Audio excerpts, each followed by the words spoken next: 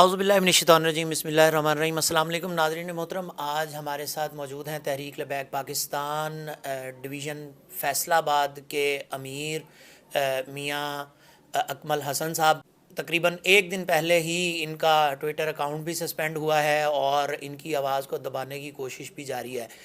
کچھ بات کرتے ہیں ان سے، الیکشن سے متعلقہ کچھ بات کرتے ہیں اور جو تازہ ترین واقعات ہیں ان سے متعلق بات کرتے ہیں۔ السلام علیکم ورحمۃ اللہ۔ وعلیکم السلام ورحمۃ اللہ۔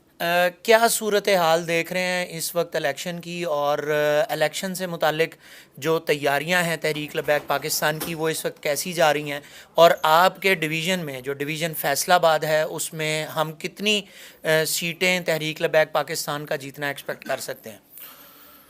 جی، سب سے پہلے تو آپ کا بہت شکریہ کہ آپ نے موقع دیا کہ ہماری آواز کو، جو کہ ہر فورم پر دبانے کی کوشش کی جاتی ہے، اس کو عوام تک پہنچانے کی، تو اس کے لیے ہم آپ کے لیے دعا گو ہیں کہ اللہ آپ کو جزائے خیر عطا فرمائے۔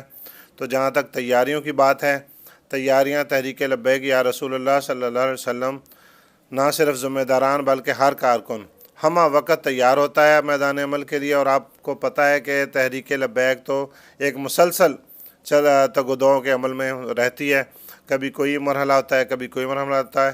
الیکشن آج ہوں، الیکشن کل ہوں، الیکشن اگلے سال ہوں، تحریک لبیک کی الحمدللہ بھرپور تیاری ہے اور انشاءاللہ بھرپور تیاری کے ساتھ میدان میں اتریں گے۔ اور آپ کے علم میں ہے کہ 2018 کے الیکشن میں بھی تحریک لبیک وہ جماعت تھی جس نے اپنے پہلے الیکشن میں پورے پاکستان کی سیٹوں پر نہ صرف قومی اسمبلی کی بلکہ صوبائی اسمبلی کی بھی تمام سیٹوں پر اپنے کینڈیڈیٹس کھڑے کیے تھے۔ اور اگلی بات آ گئی آپ کا سوال کہ ہم فیصل آباد ڈویژن میں کیا توقع کر رہے ہیں۔ تو فیصل آباد ڈویژن میں آپ انشاءاللہ اس دفعہ آپ دیکھیں گے کہ تحریک لبیک یا رسول اللہ صلی اللہ علیہ وسلم سرپرائز دے گی اور بھرپور سرپرائز دے گی۔ اور ہم امید کرتے ہیں انشاءاللہ کہ تحریک لبیک یا رسول اللہ کے جو ووٹر ہیں، جو سپورٹر ہیں اور جو ذمہ داران ہیں، اور ان کی جو محنت جاری ہے، وہ بابا جی کے فیض سے، اللہ رسول صلی اللہ علیہ وسلم کے فضل و کرم سے یہ ثابت کریں گے ہم کہ فیصل آباد تحریک لبیک یا رسول اللہ صلی اللہ علیہ وسلم کا قلعہ ہے۔ کتنی سیٹیں تقریباً جو ہے وہ ہم ایکسپیکٹ کر سکتے ہیں اس وقت؟ آج کی اگر گراؤنڈ ریالٹی کی بات کی جائے تو تحریک لبیک پاکستان کتنی سیٹوں پر فرسٹ پوزیشن یعنی ون کر کے جو حلقے ہیں پی پی کے، مطلب ظاہر ہے پنجاب اسمبلی اور پھر قومی اسمبلی، تو کتنے امیدوار اس وقت آپ کی نظر میں جو اس پوزیشن میں ہیں کہ وہ الیکشن ون بھی کر سکتے ہیں اور ان کی پوزیشن بھی بہت اسٹرانگ ہے، وہ کتنے تقریباً آپ کی نظر میں کتنے نظر آ رہے ہیں؟ دیکھیں جی، اگر یہ بات کی جائے تو بابا جی فرمایا کرتے تھے کہ جو بے یقینی ہے نا، یہ تو غلامی سے بدتر ہے اور غلامی کتے سے بھی بدتر ہے۔ تو جہاں تک یہ سیٹوں کے جیتنے کی بات ہے تو ہم انشاءاللہ جیتنے کے لیے پرعزم ہیں۔ اور میں نے آپ سے گزارش کی کہ تحریک لبیک یا رسول اللہ صلی اللہ علیہ وسلم فیصل آباد یہ ثابت کرے گی کہ یہ بابا جی کا قلعہ۔ اب آپ کی سوال کہ کتنی سیٹوں پر ہم توقع کرتے ہیں، ہم انشاءاللہ 50% سے زیادہ ہم آپ کو رزلٹس دیں گے انشاءاللہ، اور جو باقی کے 50% ہیں ان میں بھی ہم مزید محنت کر کے انشاءاللہ آپ کو ثابت کریں گے کہ تحریک لبیک سے بھرپور وننگ کینڈیڈیٹس ہوں گے انشاءاللہ۔ تحریک لبیک پاکستان کئی حلقوں کے اندر سیکنڈ بھی آتی رہی، کہیں پہ تھرڈ پوزیشن لیتی رہی، لوگ اسے ایک پریشر گروپ کے طور پر دیکھنے کی طرف بھی مائل رہے۔ رانا ثناء اللہ اس وقت وفاقی وزیر داخلہ ہیں، نون لیگ وننگ پوزیشن بھی سناتی نظر آ رہی ہے۔ ان سارے سینیریو کے اندر آپ کو جو عوامی کام ہیں ان کو کروانے میں کتنی مشکلات درپیش آتی ہیں یا نہیں آتی ہیں، یا بڑا آسان ہوتا ہے؟ اتنا آسان تو یقینی طور پر نہیں ہوتا ہوگا، ظاہر ہے آپ کے پاس طاقت پاور تو نہیں ہے اس وقت، لیکن پھر بھی آپ عوامی کام بہت زیادہ کرتے نظر آتے ہیں۔ تو یہ کس طرح اس طاقت کو کمپیٹ کر رہے ہیں جس کو کہ جو طاقت کی آپ سمجھ سکتے ہیں کہ وفاقی وزیر داخلہ ہوتے ہوئے ایک بندہ الیکشن لڑ رہا ہے اور ایک جو ہے وہ بغیر کسی طاقت کے، بغیر کسی عہدے کے، بغیر کسی اس کے لڑ رہا ہے، تو یہ کیسے دیکھتے ہیں اس کو؟ اس میں ان کے پاس یہ دنیا کی طاقتیں ہیں، ہمارے پاس اللہ رسول صلی اللہ علیہ وسلم کی طاقتیں ہیں۔ ان کا جو بیٹری ہے وہ نیو یارک سے IMF سے چارج ہوتی ہے، ہماری بیٹری گنبد خضرا سے چارج ہوتی ہے۔ ان کے نعرے لگتے ہیں کہ بھٹو زندہ ہے، فلاں آوئی آوے، فلاں آوئی آوے، ہمارا لگتا ہے تاج دار ختم نبوت زندہ باد، زندہ باد لبیک یا رسول اللہ صلی اللہ علیہ وسلم۔ تو ان کا ہمارے ساتھ کیا مقابلہ ہے؟ تو ہمارا تو ان کے ساتھ مقابلہ بنتا ہی نہیں ہے۔ میں نے جیسے آپ کو ابھی پہلے کہا نا کہ ہم 50% سے زیادہ سیٹیں فیصل آباد میں انشاءاللہ جیتنے کی پوزیشن میں ہیں اور باقی 50% پر انشاءاللہ ٹف کمپٹیشن دیں گے. تو ایسے ہی یہ رہ گئے مسائل حل کرنا. یہ تو بابا جی فرمایا کرتے تھے کہ یہ تو معمولی باتیں ہیں، یہ گلی کا سیوریج، یہ گلی کی نالی اور یہ کوئی سڑک یا اسٹریٹ لائٹس، یہ کون سی باتیں ہیں. یہ جب اوپر کرپشن ختم ہو جائے گی نا تو یہ تو ہمارا ایک کارکن جا کے کروایا کرے گا. اس کے لیے M N A M P A کی ضرورت نہیں پڑے گی، یہ انشاءاللہ ہمارے کارکن. اور ابھی بھی آپ دیکھیں پورے پاکستان میں کچھ بھی یہ مادی وسائل نہ ہونے کے باوجود تحریک لبیک الحمدللہ ہر جگہ اپنے کارکنان کے ساتھ کھڑی ہوتی ہے. جہاں بھی کوئی مسئلہ ہوتا ہے صرف کارکنان کے ساتھ نہیں، عوام کے لیے. اور ابھی آپ کے علم میں بلکہ آپ نے اس کو کور بھی کیا کہ کراچی سے لے کر وزیر آباد تک مہنگائی کے خلاف، پیٹرولیم مصنوعات کے خلاف ہم نے لانگ مارچ کیا. تو ہمارے پاس تو ہمارا تو وزیر پیٹرولیم نہیں تھا، لیکن ابھی آپ دیکھیں پیٹرول کی قیمتیں کہاں ہیں. تو یہ ہم پھر کہتے ہیں وہی بابا جی نے جو ہمیں درس دیا ہے کہ ہم نے کچھ نہیں کیا، یہ محض اللہ اور اس کے رسول صلی اللہ علیہ وسلم کا فضل و کرم ہے کہ تحریک لبیک کے پاس کوئی بھی حکومتی پاور نہ ہونے کے باوجود الحمدللہ پیٹرول کی قیمتیں جہاں ہمارا مطالبہ تھا وہاں آ گئی ہیں. تو یہ جو گلی کی نالی یا سیوریج یا میں نے جیسے بات کی اسٹریٹ پول، یہ کوئی مسئلے نہیں ہے، یہ تو ہمارے کارکن کرواتے ہیں اور کروائیں گے انشاءاللہ. اگلی بات، جو قادیانی ہیں وہ پاکستان کے آئین کو ہی نہیں مانتے. جو پاکستان کے آئین کو ہی نہیں مانتا وہ تو پاکستان کا غدار ہے. اسلام کے غدار تو وہ پہلے سے ہی ہیں، تو پاکستان کے بھی غدار ہیں. اس میں تو ہم یہ کہتے ہیں کہ ہمارے اداروں کو بھی ہوش کے ناخن لینے چاہیے کہ جو بندہ پاکستان کے آئین کو سرے سے تسلیم ہی نہیں کرتا اس سے آپ کون سی وفا کی توقع کر رہے ہیں. تو لہٰذا ہمارا یہ اداروں سے مطالبہ ہے اور ہمارا یہ روز اول سے موقف ہے کہ یہاں کوئی سکھ بن کے رہتا ہے، رہے بابا جی نے جو ہمیں سبق دیا ہے کہ سکھ بن کر رہے ہمیں کوئی مسئلہ نہیں، عیسائی بن کر رہے کوئی مسئلہ نہیں ہے، ہندو بن کر رہے کوئی مسئلہ نہیں ہے. اور اگر کوئی اسلام کا لبادہ اوڑھ کر یہاں ہمارے سادہ لوگ مسلمانوں کو گمراہ کرنے کی کوشش کرے گا تو ان کا راستہ روکا جائے گا. اور کیسے روکا جائے گا؟ وہ جیسے بابا جی ہمیں سکھلا کے گئے ہیں ویسے روکا جائے گا، اور روک رہے ہیں ہر جگہ قادیانیت کا.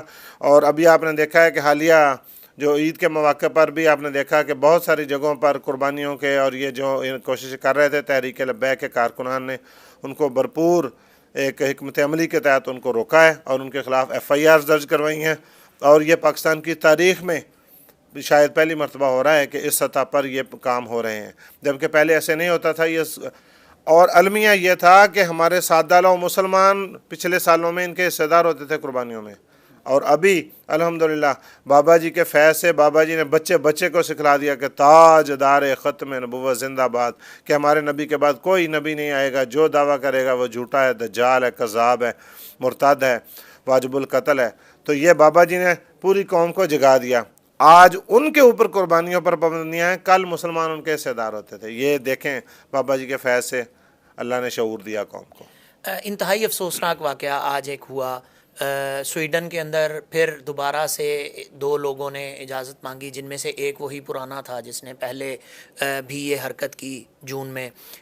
ابھی کچھ دیر پہلے خبر آئی کہ عراق میں جو مقتدہ صدر کے حامی ہیں انہوں نے ایمبیسی جو ہے سویڈش ایمبیسی اس کو آگ لگا دی ہے، اور قرآن پاک کی بے حرمتی کے لیے دوبارہ سے اجازت مانگی گئی سویڈن کے اندر. ان تمام معاملات کو کس طرح دیکھتے ہیں آپ؟ دیکھیں، اللہ نے قرآن میں ارشاد فرما دیا کہ اے ایمان والو، یہودی اور عیسائی تمہارے دوست نہیں ہو سکتے. تو یہ کبھی بھی نہیں ہوں گے. جب اللہ نے قرآن میں فیصلہ سنا دیا تو پھر یہ کیسے ہمارے مسلمانوں کے دوست ہو سکتے ہیں؟ تو ہمارے حکمرانوں کو یہ سوچنا ہوگا کہ ان کے ساتھ یہ جو پینگیں بڑھا رہے ہیں ایسے مسئلہ نہیں حل ہوگا. مسئلہ کیسے حل ہوگا؟ یہ آئے دن جو کفر کی سازشیں ہیں، کبھی رسول اللہ صلی اللہ علیہ وسلم کی شان میں گستاخیاں، توبہ نعوذ باللہ استغفر اللہ، اور کبھی قرآن کو جلایا جانا اور پھر اس عمل کو ایک تواتر کے ساتھ مسلسل کرنا. تو اس کا حل ایک ہی ہے اور وہ ہے جہاد. اور قبلہ امیر المجاہدین ہمارے لیے وہی موجودہ زمانے میں فی زمانہ ہمارے لیے وہی ایک نمونہ ہے، مشعل راہ ہے. تو آپ نے یہ فرمایا تھا کہ جب غازی عبداللہ شیشان نے، وہ جس نے رسول اللہ صلی اللہ علیہ وسلم کی شان میں وہ گستاخانہ خاکے ٹیچر نے اپنی کلاس میں دکھائے تھے نا، تو غازی عبداللہ شیشان نے اس کو جہنم واصل کیا تھا. تو تب ہمارے نام نہاد جو ریاست مدینہ کا ٹھیکیدار ہے وہ وزیر اعظم تھا. تو اس نے کہا تھا کہ میں غازی عبداللہ شیشان کی مذمت کرتا ہوں. تو قبلہ امیر المجاہدین میرا آج بھی وہی موقف ہے جو قبلہ امیر المجاہدین کا اور میرے قائد محترم کا ہے کہ آپ نے فرمایا تھا کہ تو عبداللہ غازی عبداللہ شیشان کی مذمت کرتا ہے. نہیں، ہم تیری مذمت کرتے ہیں اور ہم غازی عبداللہ شیشان کے ساتھ یوں کھڑے ہیں اور کھڑے رہیں گے. اور جیسے قائد محترم نے فرمایا تھا ابھی پچھلے جمعے کہ اگر وہ کسی کا انفرادی عمل ہے تو وہاں پر جو ہمارے مسلمان بھائی ہیں ان کا بھی انفرادی عمل ہونا چاہیے. اور ان کا علاج جیسے کشمیر کا علاج 75 سالوں میں کشمیر آزاد نہیں ہوا نا، نہ نعروں سے نہ نغموں سے. معذرت کے ساتھ میں یہ بات بھی کہنا چاہوں گا کہ ہمارے مقتدر ادارے بھی 5 فروری کو پریس ریلیز جاری کر دیتے ہیں، نیا نغمہ ریلیز کریں. ایسے کشمیر آزاد ہوگا؟ کشمیر کا آزادی کا میرے قائد نے دیا صرف 2 لفظوں میں، کشمیر بزور شمشیر. تو ایسے سارے جو کبھی فعل ہیں نا، ان کا بھی علاج صرف اعلان جہاد ہے، صرف اعلان جہاد. جہاد کی نوبت ہی نہیں آئے گی، یہ تو پہلے اپنے بلوں میں گھس جائیں گے یہ کفر اور کفر کے چمچے. یہ میں آپ کو تاریخ سے ثابت کر کے کہہ رہا ہوں کہ آپ کے علم میں بھی ہے، ساری قوم کے علم میں بھی ہے کہ جب خلیفہ عبد المجید کے دور میں فرانس نے گستاخی کا سوچا تو ڈرامے کی ٹکٹیں تک بک چکی تھیں. تو جب خلیفہ نے جنگی لباس پہن کر اپنے دربار میں بیٹھے، صرف یہ کہا کہ میں اعلان جہاد کر رہا ہوں فرانس کے خلاف، پوری امت کو میں یہ فتویٰ جاری کر رہا ہوں کہ فرانس کے خلاف جہاد فرض ہو چکا ہے.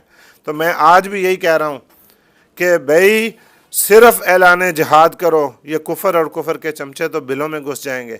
تم کون سی بات کرتے ہو؟ رہ گئی بات عزت اور ذلت کی، تو عزت رسول اللہ صلی اللہ علیہ وسلم نے پیمانہ دے دیا کہ جب مسلمان جہاد چھوڑ دیں گے تو ذلت ان پر مسلط کر دی جائے گی. مسلمان، یہ مفہوم ہے رسول اللہ صلی اللہ علیہ وسلم کے فرمان کا. تو آج اسی لیے ہم پس رہے ہیں. آج اگر ہمارے حکمران ان کو جرت ہو، لیکن اس کے لیے جرت کی ضرورت ہے. غزنوی میزائل بنانے سے نہیں چلتا، عبدالی میزائل بنانے سے میزائل نہیں چلتا، شاہین بنانے سے نہیں چلتا. اس کے لیے غزنوی والا دل گردہ بھی چاہیے، اس کے لیے عبدالی والا دل گردہ بھی چاہیے. تو یہ کہاں سے آئے گا؟ یہ جب رسول اللہ صلی اللہ علیہ وسلم کا کوئی سچا سچا حکمران، قائد ملت اسلامیہ حافظ سعد حسین رضوی صاحب جیسا کوئی ہمارا حکمران ہوگا نا، وہ اعلان کرے گا. جیسے آپ نے فرمایا کہ ابھی کیا مذمت ہم اس کی کیا مذمت کریں؟ یہ تو مرمت سے ٹھیک ہونے ہیں، مذمت سے تو نہیں ٹھیک ہونے. مذمت تو سارے کر رہے ہیں، یہ مرمت سے ٹھیک ہونے ہیں. اور جیسے میرے قائد نے فرمایا نا، آپ نے فرمایا اگر ہم تحریک لبیک کی حکومت ہوتی نا تو صرف ایک مائک ہوتا پی ٹی وی کا، اور یہ اعلان ہوتا کہ اپنا اسلحہ لے کر اور اپنا جائے نماز لے کر آپ نکل آئیں. تو یہ آپ دیکھتے یہ کہاں کفر ہے اور پھر یہ کہاں، یہ یوں آپ کو لیٹے ہوئے نظر آتے.